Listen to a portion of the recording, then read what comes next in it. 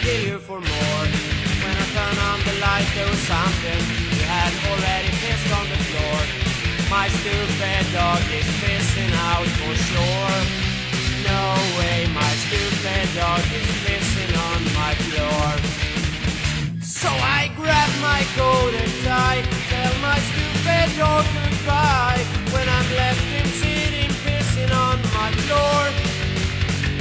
When I finally got outside, and I know I shouldn't hide, this awful thing is still behind my door. So I dragged him into the shower, screaming, please can you do this for me? When I crawl around try to catch him, he just popped up and pissed in my knee. And I know I shouldn't be angry about it, know that I shouldn't be bad.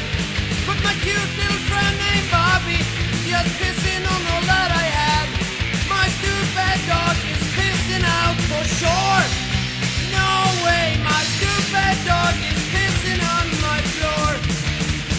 They say it's not